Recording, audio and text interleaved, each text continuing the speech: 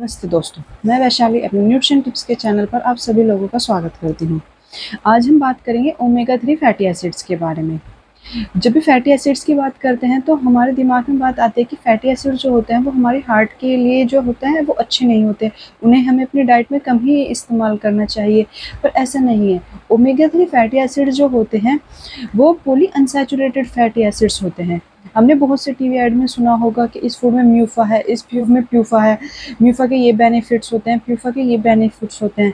तो जो प्यूफा होता है वो भी पॉली अनसैचुरेटेड फैटी एसिड्स है जो ओमेगा 3 होते हैं।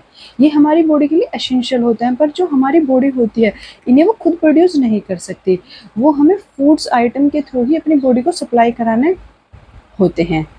अगर हम ओमेगा 3 फैटी एसिड से रिच फूड्स की बात करें तो उसमें सबसे पहला नंबर जो आता है वो आता है फिश और फिश ऑयल का। पर अब यहाँ बात होती है कि जो वेजिटेरियन पर्सन होते हैं वो तो फिश को अपने डाइट में नहीं इंक्लूडेड कर सकते, तो जो वेजिटेरियन में जो पहला आता है फ्लैक्स सीड्स, यानी अलसी के जो बीज होते हैं वो ओमेगा 3 फैटी एसिड्स का खजाना होते हैं। इसमें ओमेगा 3 फैटी एसिड्स के साथ साथ फाइबर, मैग्नीज भी पाया जाता है। यदि हम इसका 10 ग्राम इंटेक करते हैं तो उससे लगभग 2300 मिलीग्राम ओमेगा 3 फैटी एसिड्स मिलता है। सेकंड नंबर पर आते हैं चिया सीड्स। चिया सीड्स जो होते हैं वो ओमेगा 3 से भरपूर होते हैं और इसमें ओमेगा 3 के साथ साथ प्रोटीन, फाइबर, मैग्नीशियम, मैग्नीज भी पाया जाता है। यदि हम इसका 28 ग्राम इंटेक करते हैं तो उससे लगभग 5000 मिलीग्राम ओमेगा 3 फैटी एसिड्स मिलता है। वॉलनट में ओमेगा 3 फैटी एसिड्स के साथ साथ फाइबर, विटामिन ई और एंटीऑक्सीडेंट भी पाए जाते हैं। यदि इसका 1 औंस यानी 28 ग्राम इंटेक करते हैं तो उससे लगभग 2500 मिलीग्राम ओमेगा 3 फैटी एसिड्स हमें मिलता है। इसके बाद अब बात करते हैं वो होता है सोयाबीन। सोयाबीन जो होता है वह ओमेगा 3 से भरपूर होता है। सोयाबीन में ओमेगा 3 से अलग भी बहुत से न्यूट्रिएंट पाए जाते हैं, जैसे कि ये जो प्रोटीन का हाई सोर्स होता है। इसके अलावा इसमें फाइबर भी पाया जाता है। यदि हम उससे लगभग हमें 670 मिलीग्राम ओमेगा 3 फैटी एसिड्स की प्राप्ति होती है। मैंगो, इसके अलावा राजमा, मैंगो, एविकाडो और जो एल्गी होती है जिसको काई भी बोलते हैं वो भी ओमेगा 3 फैटी एसिड्स के रिच सोर्स होते हैं।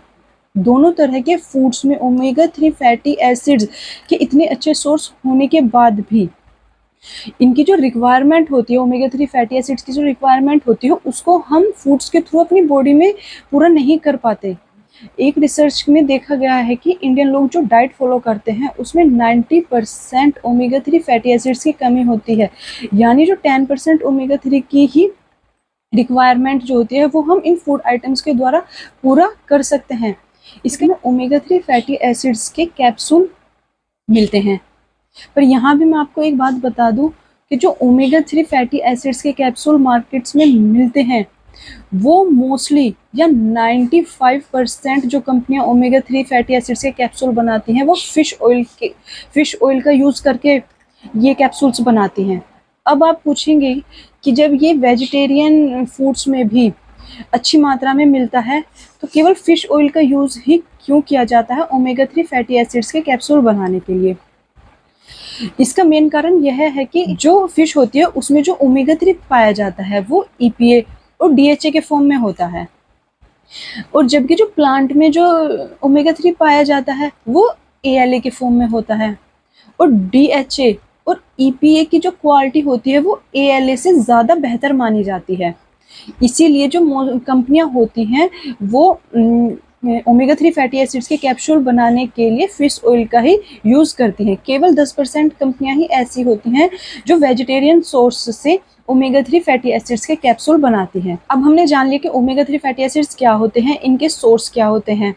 अब बात करते हैं इनके हेल्थ बेनिफिट्स क्या हैं। यानी आता है जो ओमेगा 3 फैटी एसिड्स होते हैं वो हमारी हार्ट की हेल्थ को इम्प्रूव करने का काम करते हैं। जब हमारी बॉडी में DHA और EPA का लेवल बढ़ जाता है तो कोलेस्ट्रॉल और ट्राइग्लिसराइड जो ये दो बैड फैट होते हैं इनका लेवल कम हो जाता है। और ये दोनों ही कंडीशन यानी ट्राइग्लिसराइड और कोलेस्ट्रॉल ये जो हार्ट को बीमार करने का काम करते हैं। यदि ये दोनों कम होंगे तो हमारा जो हार्ट है वो ऑटोमेटिकली हेल्दी रहेगा। ओमेगा 3 फैटी एसिड्स है वो जो हमारा ब्लड सर्कुलेशन है उसको भी इम्प्रूव करने का काम करते हैं। ओमेगा 3 फैटी एसिड्स यदि हम अपनी डाइट में लेते हैं तो ये हमारे जो ब्लड के अंदर प्लेट्स होती हैं उनको आपस में चिपकने से रोकते हैं।